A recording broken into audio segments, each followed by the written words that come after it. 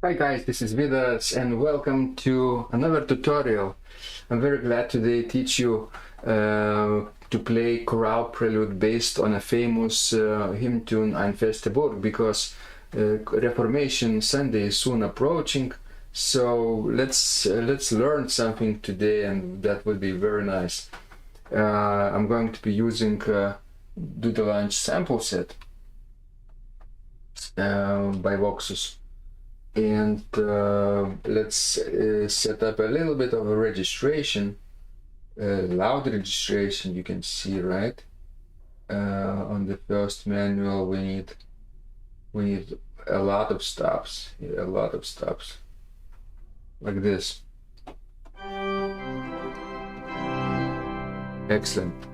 And then maybe we need a second manual without the Vox Celestis, but with reeds.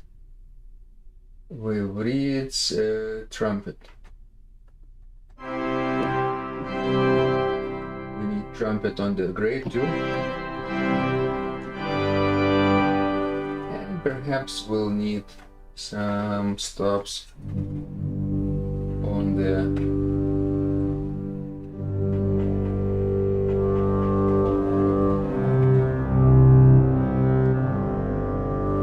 pedals.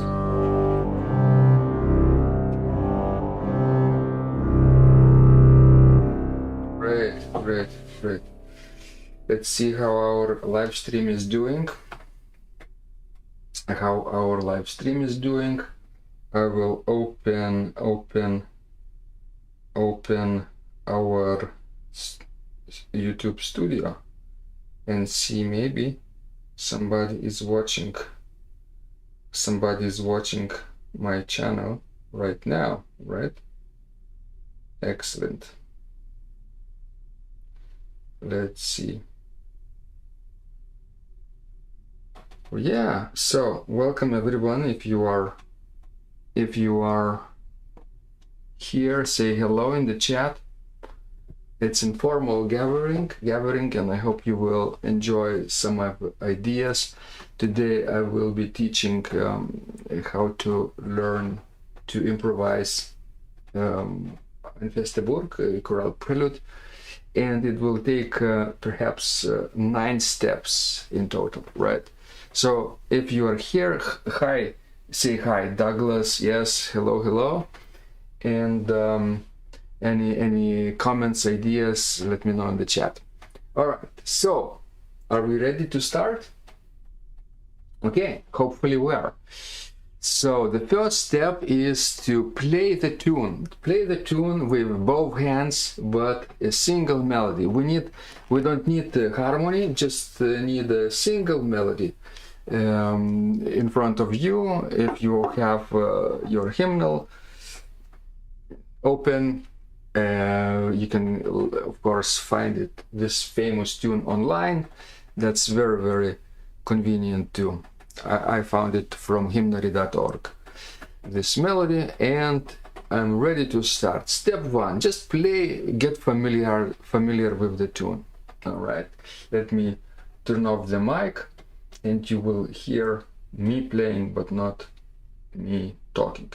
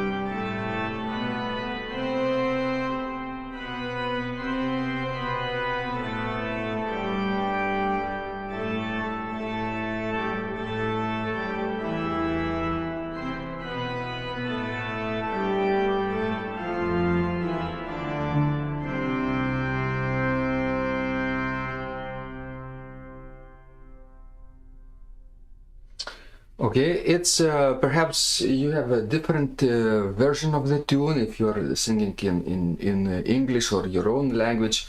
I've taken from the German version, Ein feste Burg ist unser Gott, and a little bit different version, but definitely the same tune, right?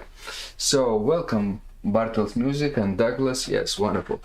So now let's get familiar with the tune. The step one is get to know it and actually commit it to thoroughly to memory. Play it in octaves, and of course it will take much more time than I can demonstrate it for you. But just make sure, if you're spending more time, right, with this tutorial afterwards, after we're done, just make sure you thoroughly get familiar with the tune. So let me play it one more time. And maybe I will show you the keyboard view too. Hi Paulus, welcome, welcome. Good to see you here.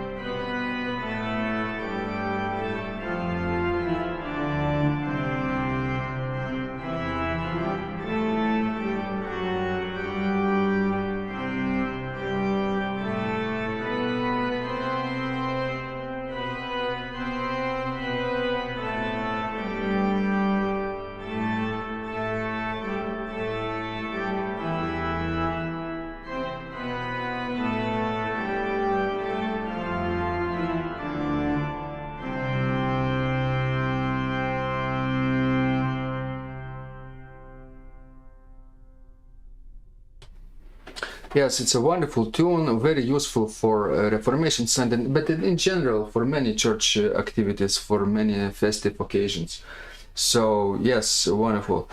And now, of course, by the end of this tutorial, you will get to know entire system, how to really play entire chorale prelude based on this tune, with pedals, with manual changes, and in a festive mood, because it's a festive, of course, tune, festive text. A mighty fortress is our God, of course, so most often is played with the loud registration, which I demonstrated for you.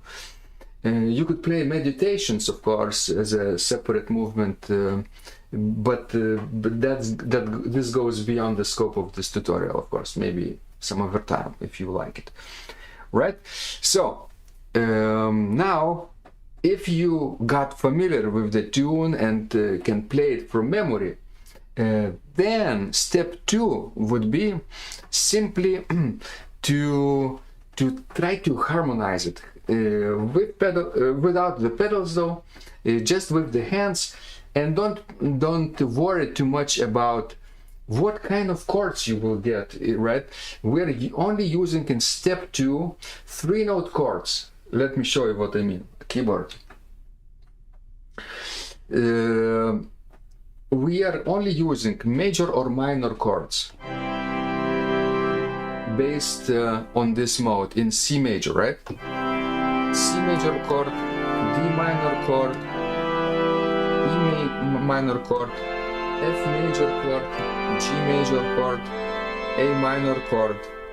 And since B, from the note B, we cannot build either major or minor chord, we simply forget this diminished triad and use only six chords: 1, 2, 3, 4, 5, 6. And these are most commonly used, of course, major and minor chords in C major key.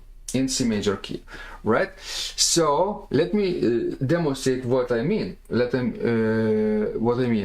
So you could play 3 notes in the right hand part, 1 in the left hand part, or two in the right hand part, and 2 in the left hand part, like a choir notation: soprano, alto in the right hand, tenor, bass in the in the left hand, it doesn't matter, but of course the second version is more difficult. So let me show you what I mean. Step number 2, harmonizing the tune with major and minor chords, 3-note chords basically.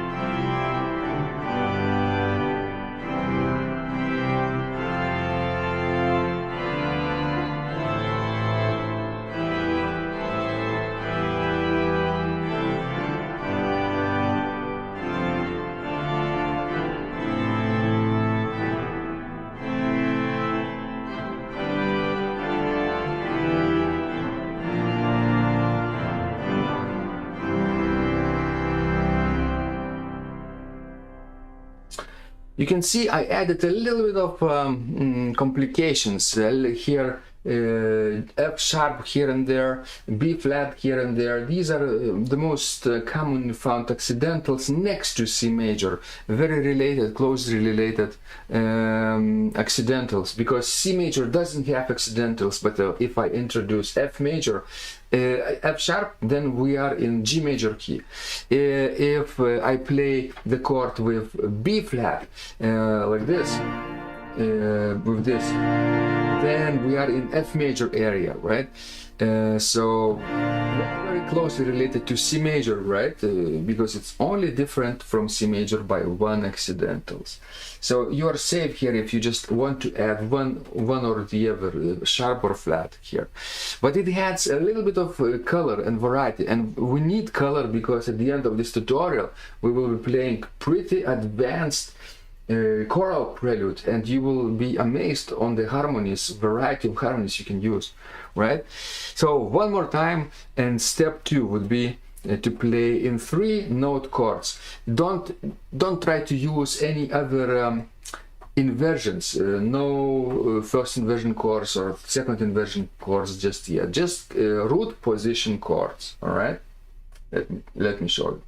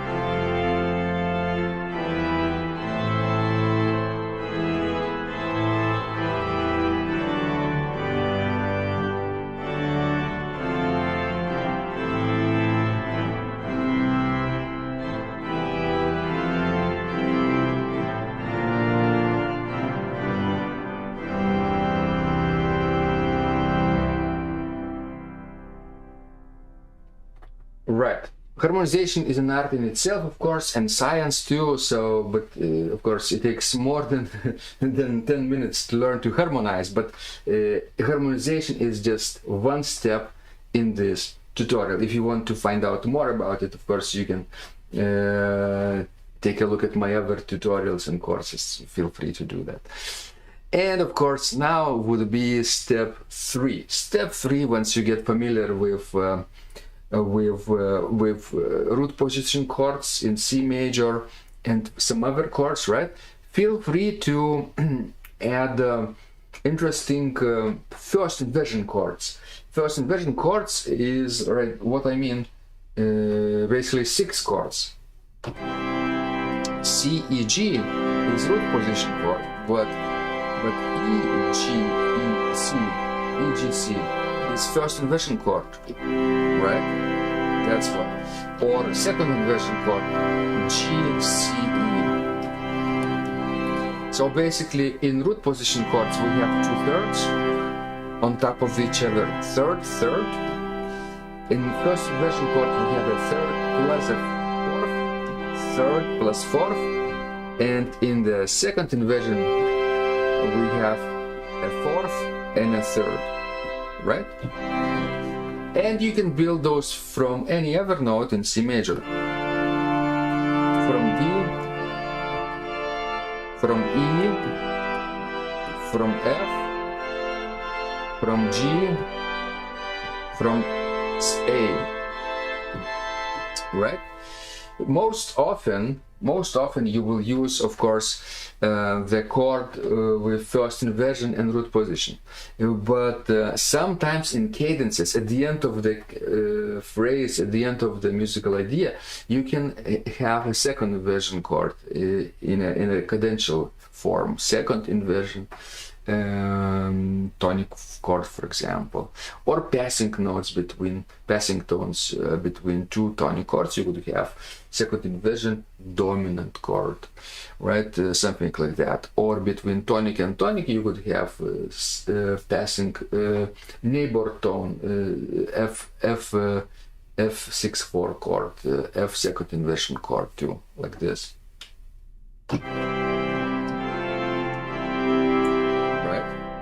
Between this would have, right? So there are a few varieties, but most often you will use root position chords and first inversion chords. All right, so let's do this. Step number 3. Step number 3 would be to harmonize the same thing, but add here and there other inversions of 3-note chords. Here we go.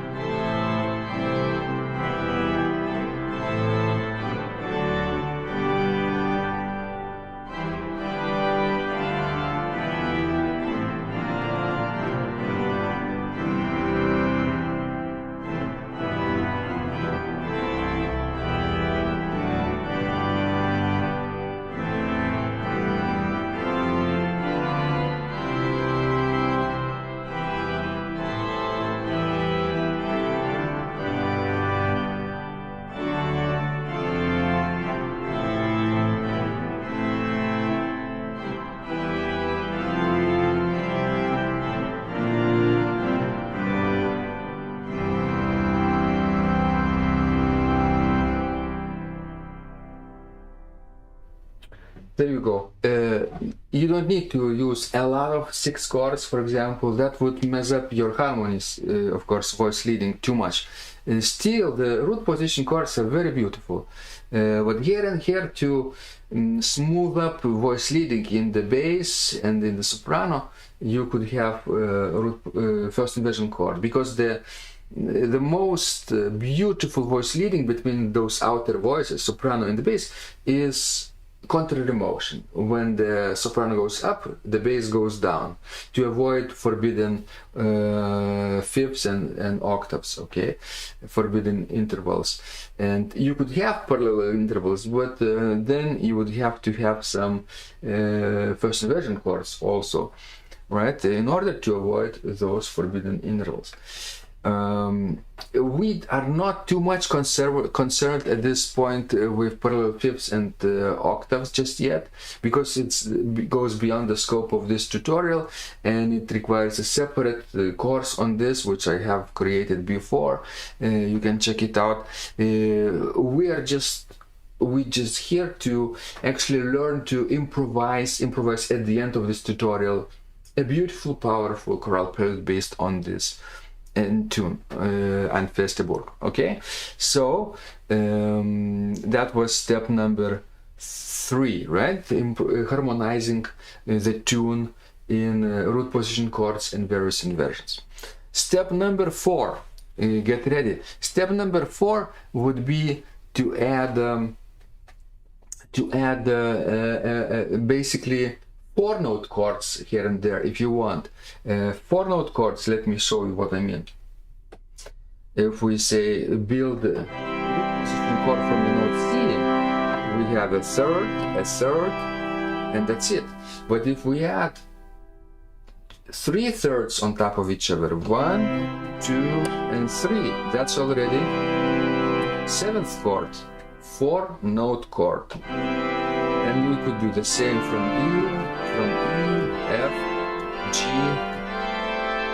A, and even from B now, because if we have from B only root position chord, it's not as nice because it's diminished. But if we have a 7th chord, diminished is only a part of that chord, and we have actually a minor chord on top of the diminished chord. So together those 3 thirds basically build a nice half diminished chord. So 7th chords. So you could do that. You could actually you could yeah, let me show you what it would sound if you improvised harmonization on this in 7th chords, root position 7th chords, no inversion just yet. Okay, here we go.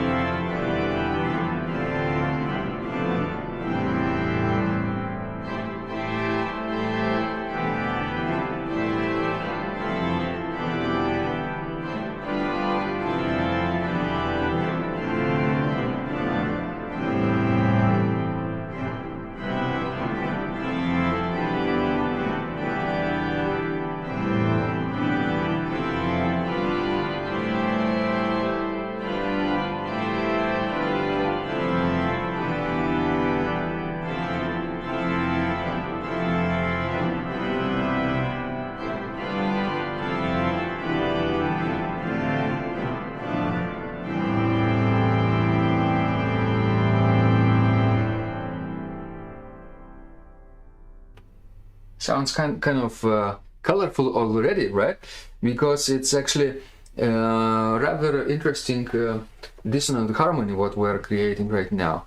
Let me show you what I'm doing right now by harmonizing the tune with 7th chords, right? It's basically we are taking a 7th chord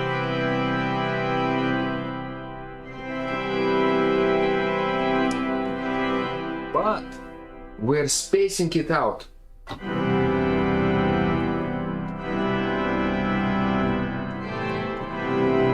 So if you're looking at this way, at these notes like this, we play C here, root of the chord goes in the bottom, 3rd, 5th and 7th, right? These are the terms for these notes. Root, 3rd, 5th and 7th. So root goes in the bass, 5th goes in the tenor, 7th goes in the alto, and soprano plays the 3rd. So we can do the parallel chords.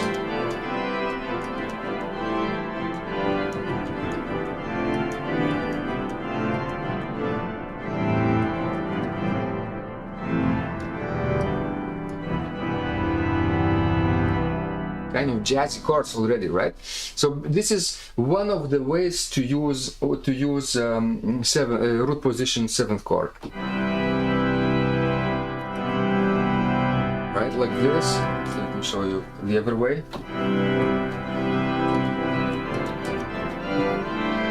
Two fifths in each hand. That's another way. But perhaps this is more common. A fifth and a fourth spaced with a third between them. All right. So we could do that. Then I will show you now the way, the same step, but different, like a sub-step, basically, to harmonize in inversion of the seventh chord. What if we had not this chord, but this chord? It's called 6/5 chord, because a third is in the bass and root is on the top. So we want to play two voices in each hand. We could use this inversion, for example, or this inversion, this distortion. Perhaps this is more common. Fifth, 2/5, and they are a half step or a whole step apart. So here we go.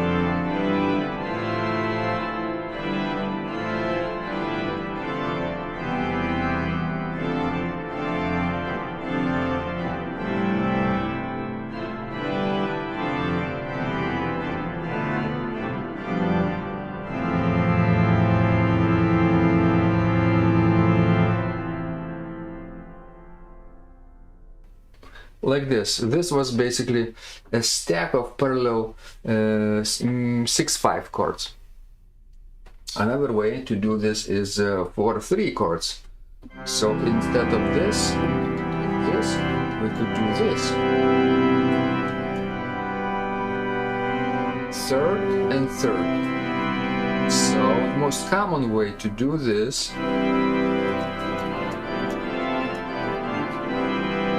is a fourth and a fifth. It's still a 4/3 chord, but the wider disposition.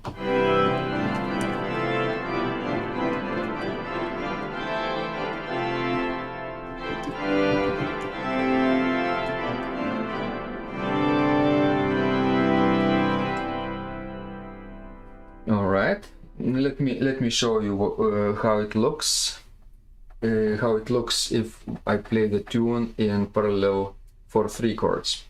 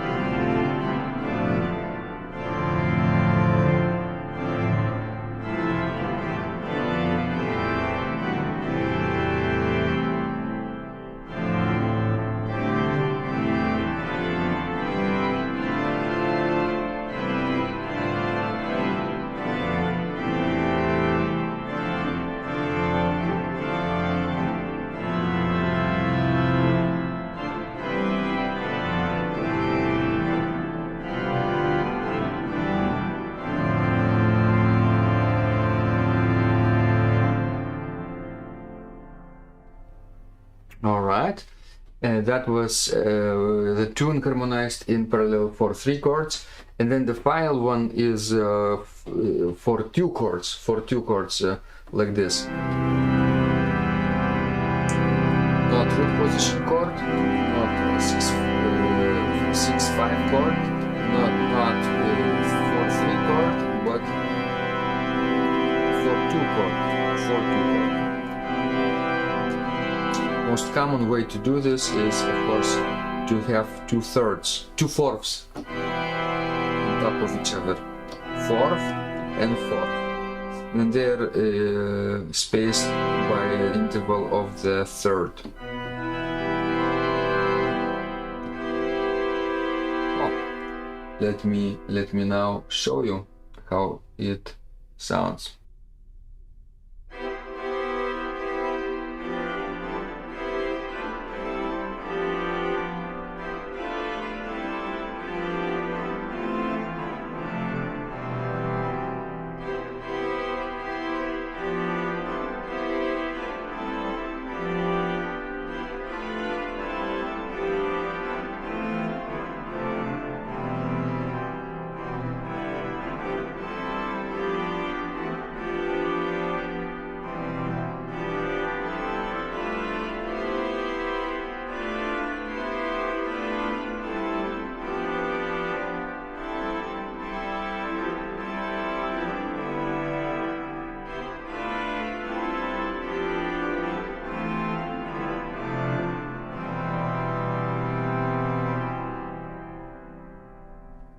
Alright, it's a little different color, of course. Each inversion has its own character. And now, of course, we can mix and match, of course, root position, 7th chords, 6/5 chords for 3 chords and for 2 chords freely. That would be our next step, of course, right? Let me do it for you.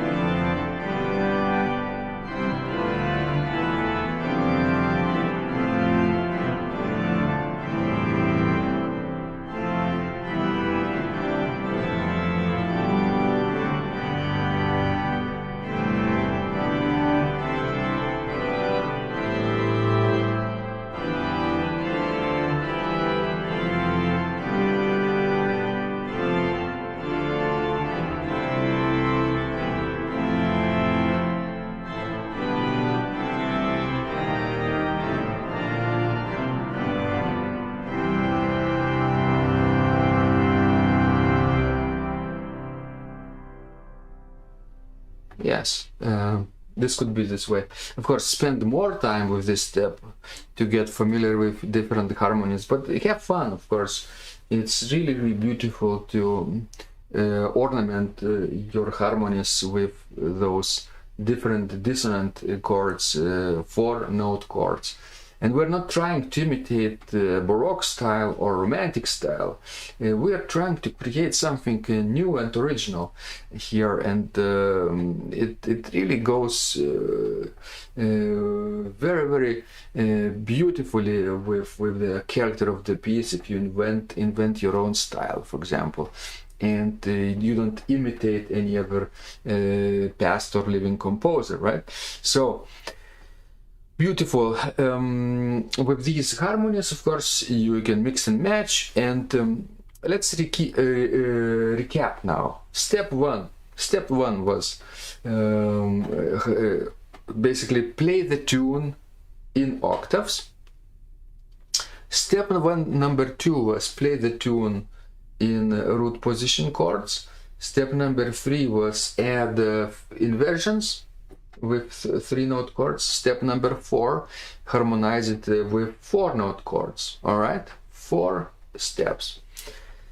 And now would be very, very interesting. The remaining 5 steps will be actually about creating a larger structure of this prelude. So step number 5, something has to be done about the melody which would be preceding our theme, basically. The form of this chorale prelude will take shape now, because we will create a melody, either original melody or from the pre-existing material, which we will reuse it between chorale phrases. We will call it either refrain or ritornello in Italian. Composers from various eras used the same technique with their tools at their disposal, and we're doing the same thing with a little bit modern sounds, but the form will be the same, traditional ritornello form, and we will create a beautiful melody out of that. So there are two ways, right? One is either you create a like a melody, basically a 4 or 8 measures long melody, which could go before and after chorale phrases, between the phrases, perhaps not the entire one, but part of the melody too. Let me show you what I mean. Let me do the original melody in C major, right? First of all, let's choose the meter, right? In order to create a melody, we have to know the key, the meter, and the character. Character, of course, will be very optimistic. I would say like a march tempo and character, and with loud registration will be very appropriate for this text. So here we go. Starting from the first scale degree, looking at the key C major, and creating a melody out of the blue.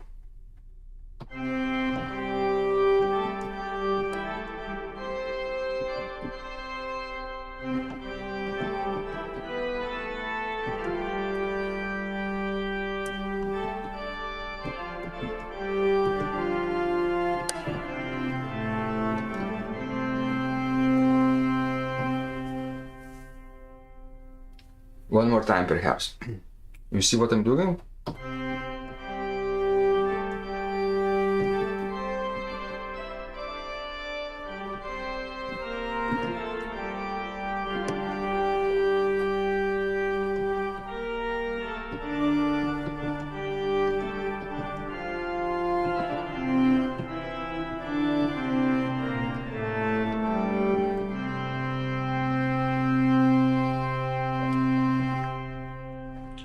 And one last time. Every time it's a little bit different, but it could work like this.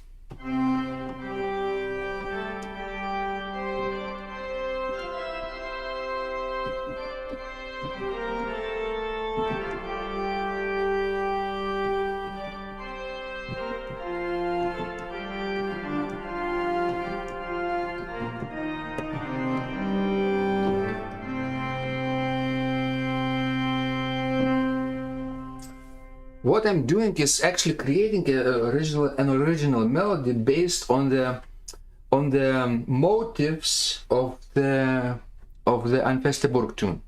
Those familiar intervals. What are the main intervals that you would associate with this tune? Of course, either repeated notes, C, C, C, right? Or a little bit later we have powerful perfect fifth.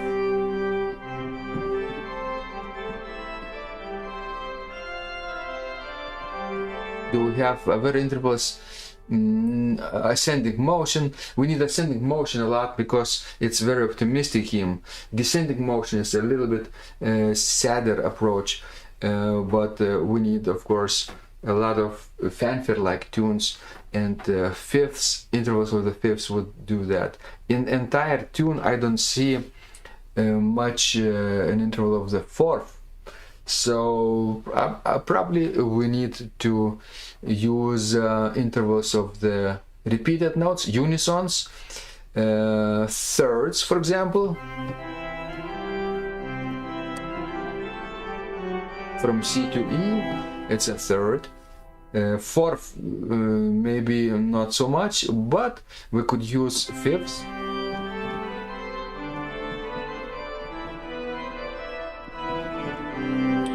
Fifths, more than fifths, wider intervals than fifths don't appear in this tune. So, unisons, of course, stepwise motion, obviously. Oh, here is the fourth, but in descending motion.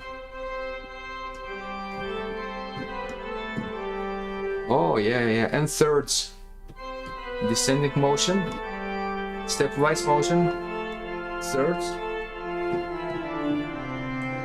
Yes, so there are actually most of the intervals up to major perfect fifth, thirds up and down, fifths upwards, fourths downward, and stepwise motion up and down, of course, right?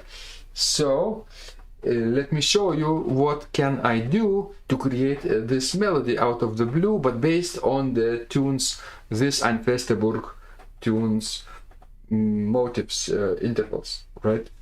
I'm still in 4/4 meter. I'm still using basically 8 measure idea. 4 measures will be like a question, and another 4 measures will be like an answer. You could basically repeat the same idea as before, but answer it in another way, ending with another key, another motive, another cadence, right? So let me show you what I mean. Question and answer, very, very simple.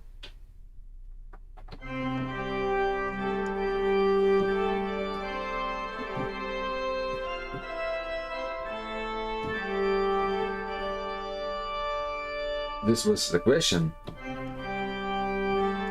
and now the answer.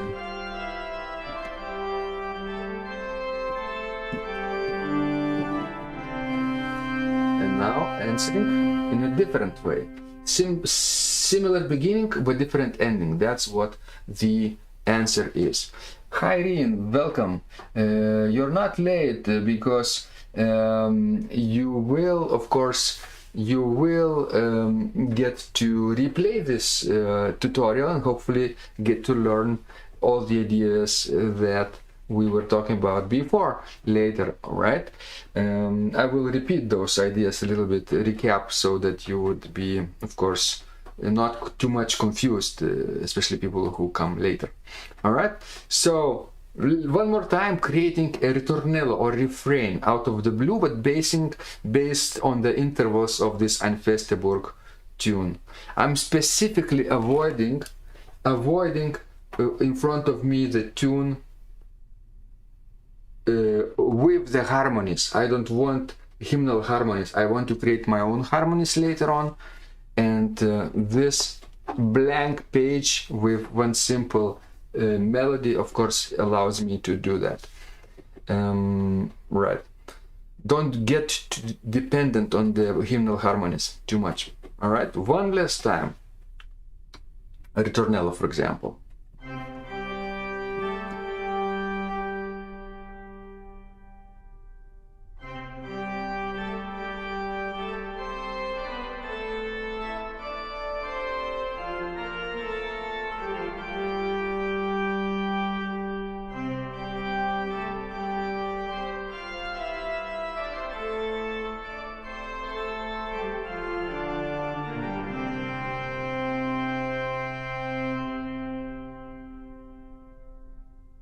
That's perfectly legitimate way to create your own ritornello. Now we have the soprano part.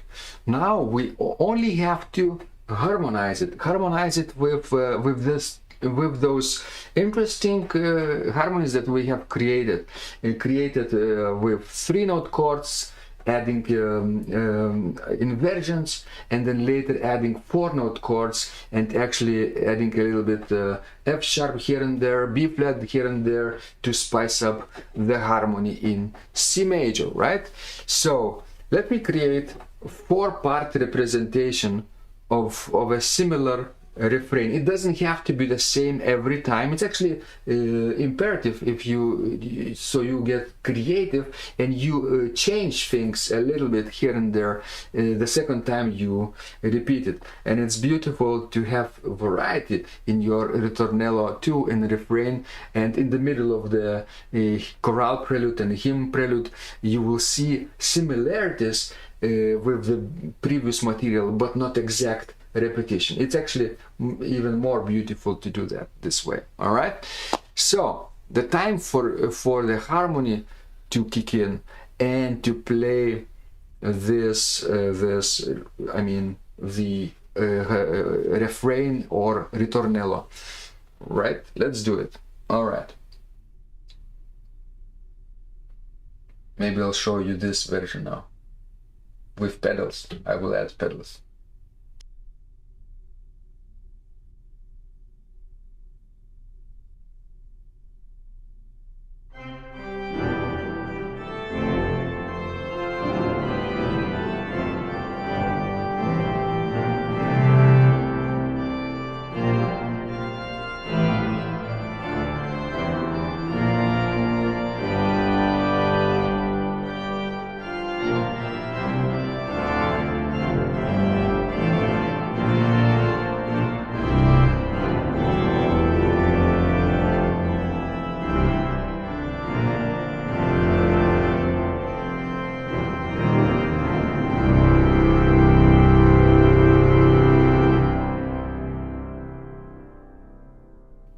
So, what do you think?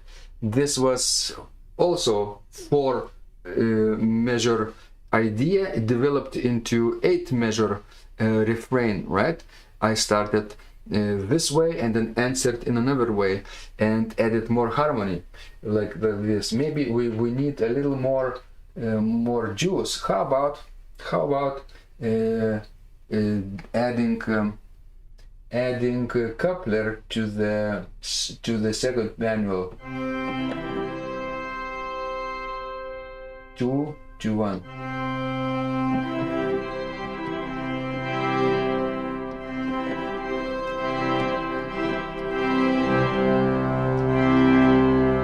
Like this, and maybe even pedal coupler.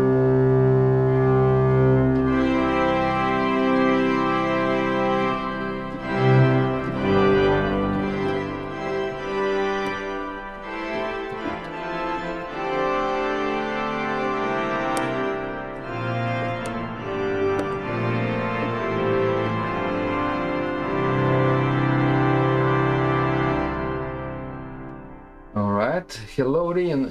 You're writing, I'm not really into improvising, but I'm into composing, and this lecture is also very useful for getting insights about construction and harmonizations. Right, you're right, absolutely. Composing and improvising in this case goes hand in hand. Something which can be written down can also be improvised on the spot. As you can see from my previous compositions and improvisations, I can improvise or write in the same kind of manner, using the same styles and ideas and forms and techniques, playing and writing. And in fact, you should write it down, because with writing down you can develop your ideas even further, because you're not constricted with the issue of time. Here we are of course performing it live, and we don't have the time to make mistakes, right? We sweep through those mistakes and make a beautiful melody and harmony out of those mistakes. and if you want to polish it, you write it down and correct some of the ideas which could be perceived as mistakes perhaps later on, and improve upon your imperfections. Okay. So this is very useful information, of course, Rin. Right. Composing and improvising goes hand in hand. Let's play it one more time.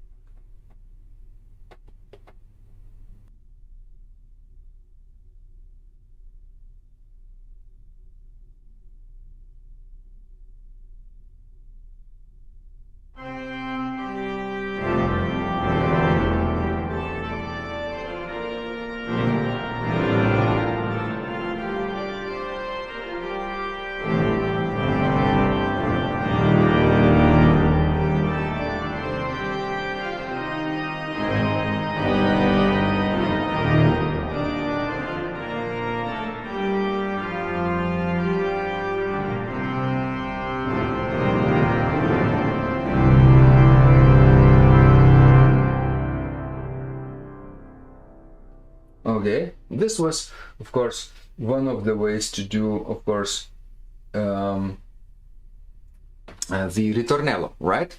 And you can create your own one, and every time could be different. Okay, how is our live stream doing? Okay, 50 minutes, not bad, not bad. And we're, of course, keep going. We can keep going with this if you're not bored. So after this, after you can harmonize your ritornello, it's very useful now to recap what we have done. Step number 1 was to play the tune in octaves.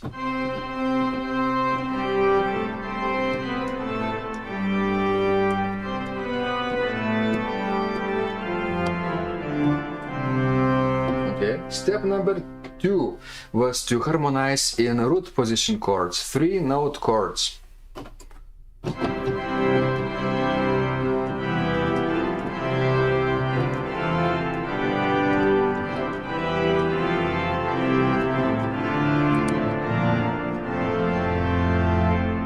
And now step number 3, add inversion here and there.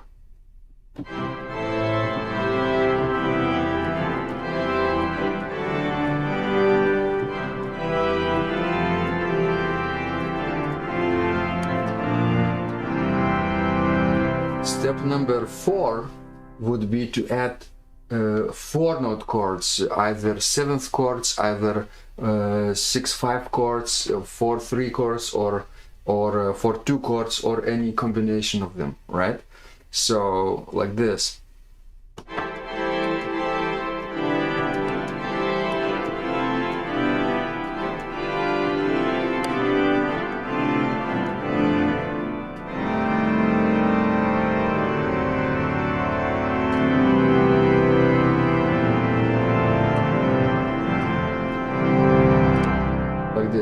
Or, of course, you could space out the intervals and have something like this.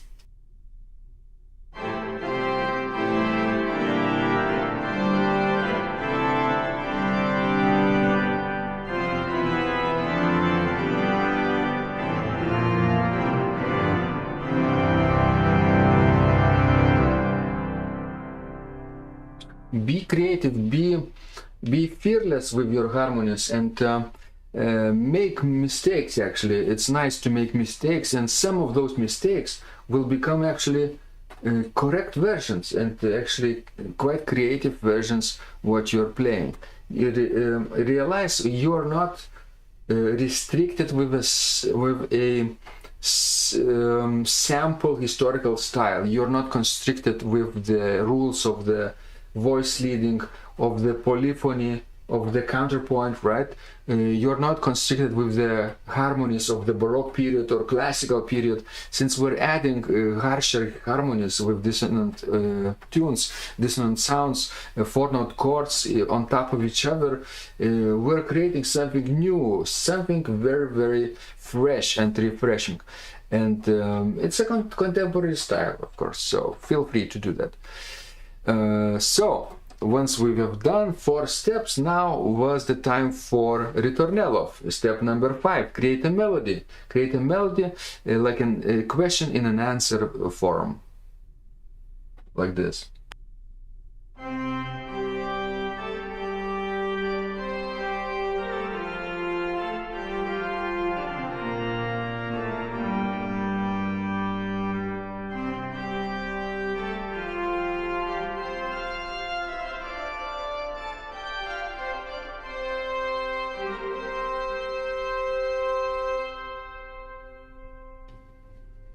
You see, I finished actually 1 octave higher, and it sounds quite nice. And now step number 6 would be to harmonize this ritornello in all the chords that you have previously encountered. And if you want to add a little more dynamics range to this, more force, you can actually play the ritornello in octaves, and it's nice. For example,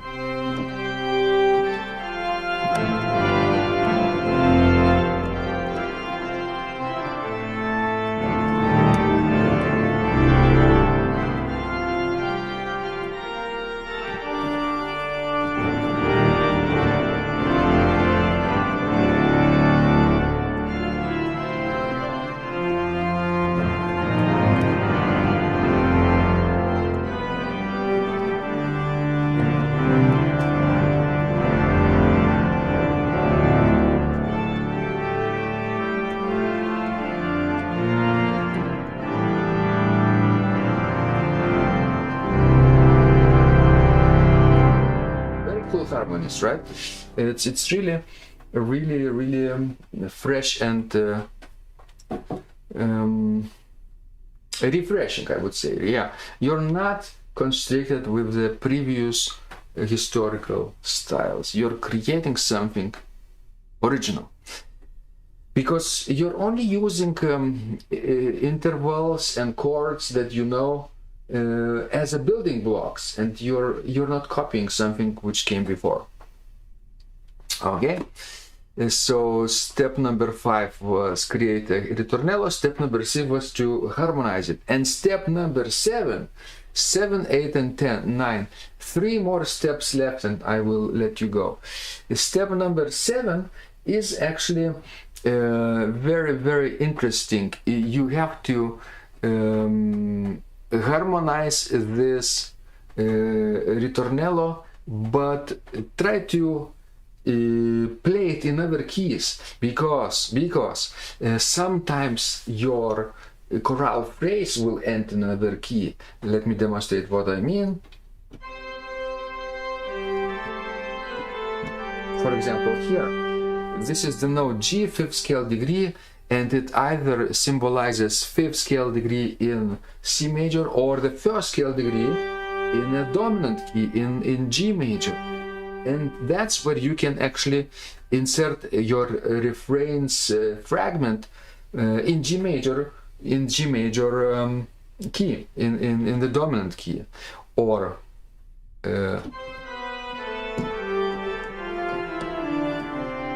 this is the 1st scale degree, but it actually is common note with F major, 5th scale degree in F major, in subdominant key.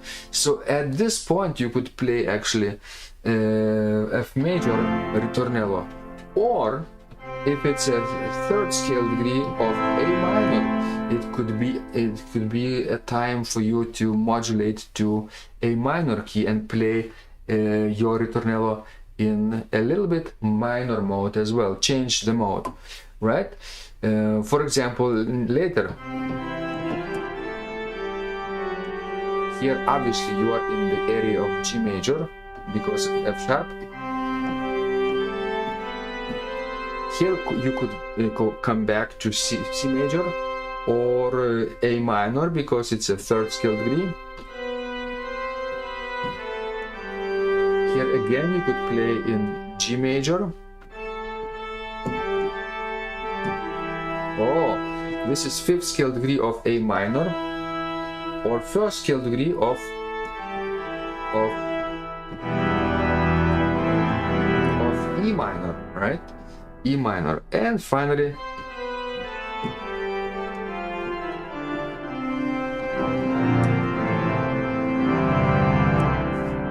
could be probably C major at the end, obviously. Yes, so it's a good idea to transpose your ritornello or try to play your ritornello in variety of related keys. In C major, in D minor, in E minor, in F major, G major, and A major, right? Transposing. So let me show you what I mean. A little bit of transposition.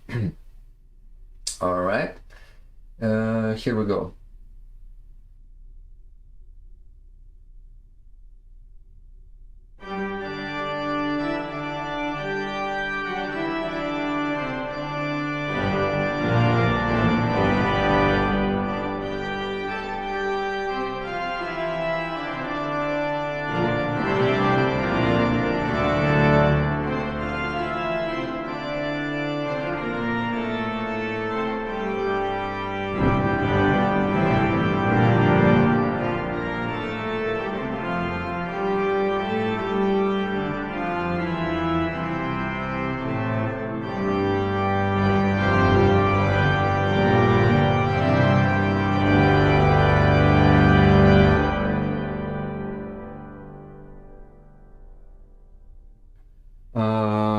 We talked about A minor. Let's play A minor version too.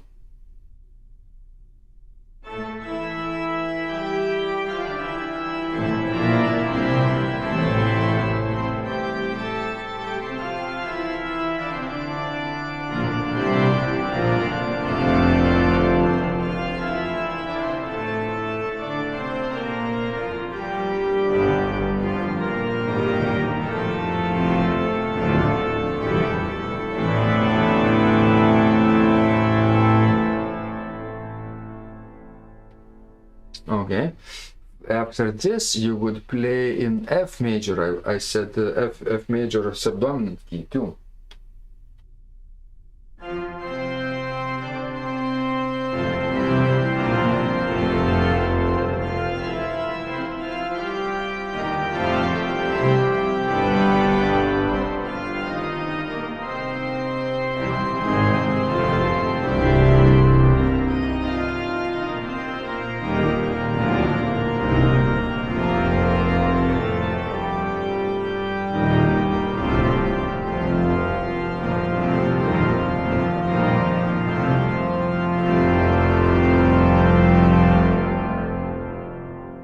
Remember, ritornello doesn't have to be long, it has to be memorable with these intervals and concise. 4 or 8 measures is quite enough, especially in the middle of the piece. You don't want to play too long before the second set of chorale phrases appear.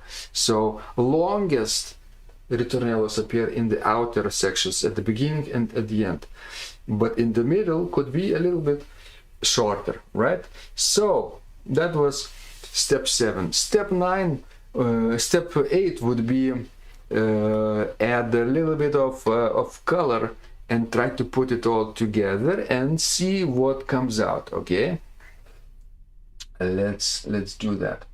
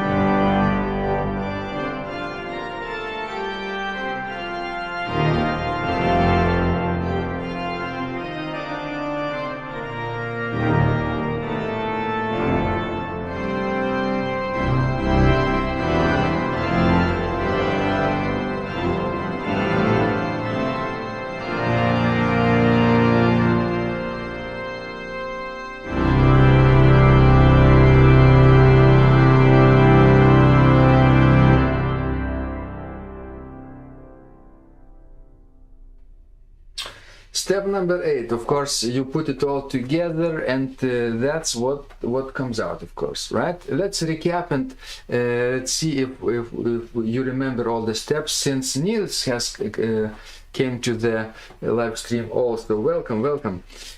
So, step number 1, play the EIN FESTE BURG tune in octaves.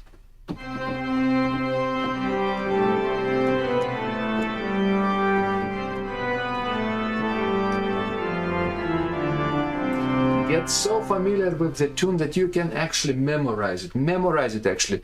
Don't use the notes afterwards, right? It has to fit into your head so much and be your inspiration. Step number 2, harmonize the tune with simple root positioned chords.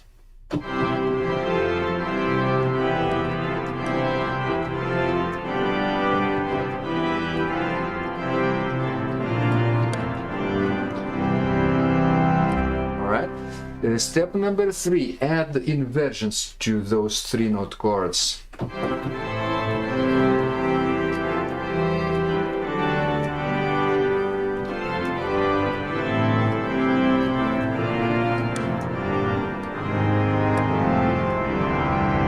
Step number 4 would be to add 4-note chords like this.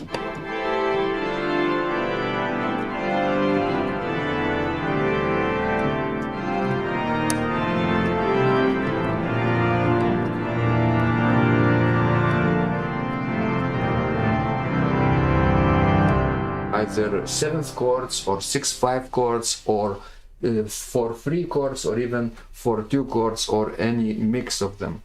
All right. Step number 4, that was the end of the harmonization of the tune itself. Now step number 5 would be to improve the melody, ritornello or refrain. Figure out the way to add creative melody before and after each phrase. For example,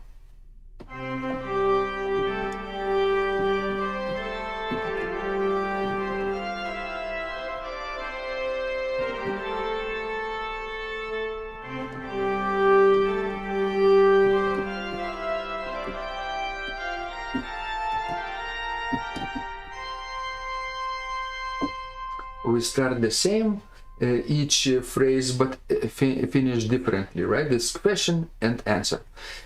And then could be step number 6 to harmonize this refrain actually with pedals as well and play like this.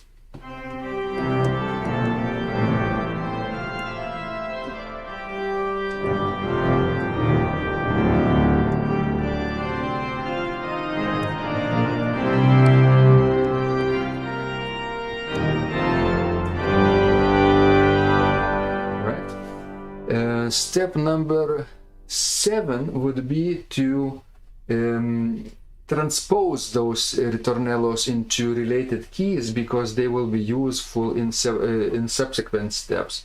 In the middle of the hymn tune, a chorale phrase, you could insert your ritornello in a different key, because the ending of the chorale phrase demands it, because it's a modulating chorale tune and not always stays in C major, right? For example, in F major,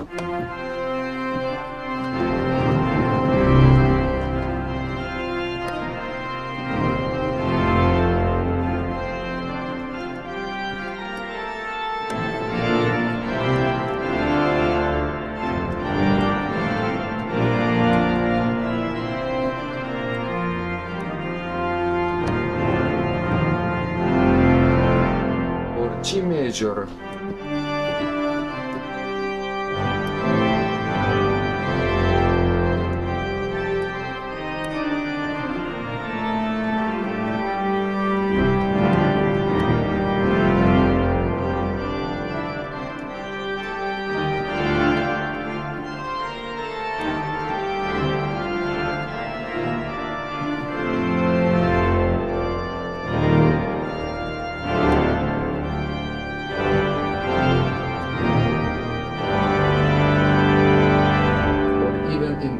minor.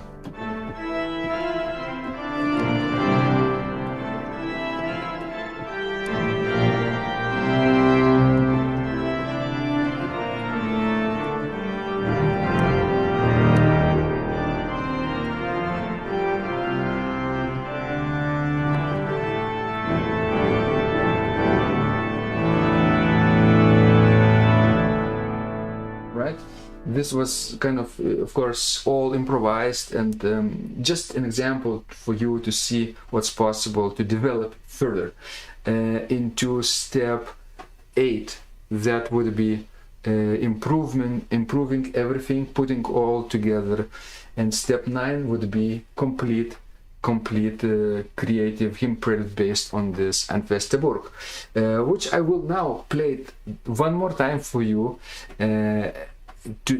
Hopefully you will understand what I'm doing, inserting ritornellos and harmonizing the chorale phrases in various creative ways for you to create beautiful, joyful, optimistic prelude, or even a postlude after or before the service for Reformation Sunday, which is upcoming very, very soon. All right, enjoy.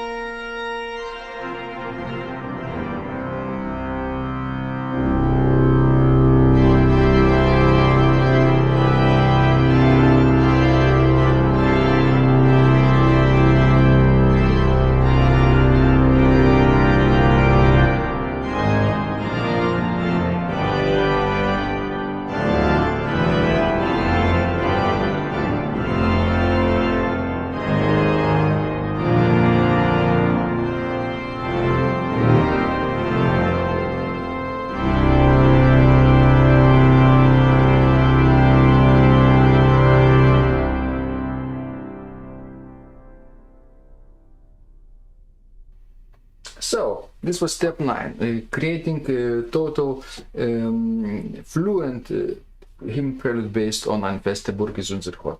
So basically, hopefully you enjoyed putting all those steps all together. Of course, it's not possible to do this in one evening for most people, right? You have to subdivide those steps and take it apart, and maybe watch this tutorial several times and come back to it, and maybe work for each step for one day, and then in 9 days you will be able to do this like I did just a moment ago. And notice my previous version 1 of step number 9 was completely different of second version, and I could play it version number 3, improvisation 3.0, and that would be even more different, right? And that's the beauty of it, and you could write it down every time a little bit differently too, because composition and improvisation is all related, and it's all been done centuries before, and we're just using different modern tools with traditional forms and creating something really beautiful and refreshing. So thank you so much, guys, for watching this tutorial. If you enjoyed it, you can say thank you to me if you buy a copy. To me, the link is available in the description of this video. If you want to become, for example, a regular member of this channel, you can do the same. Of course, will be very helpful, and I will be very grateful for your support. Thank you so much for watching, for commenting in the chat, and later in the comments. Share this video if you think that your friends and colleagues would enjoy learning to improvise wonderful, optimistic prelude based on EIN FESTE BURG. Share it with your network, and you will see that you also can, of course, practice on your own. And let me know how the practice goes. I'm very interested to hear your own version. Thank you so much, guys, and let's keep in touch, and let me know what you want to learn next in the comments below. Thank you. Bye bye.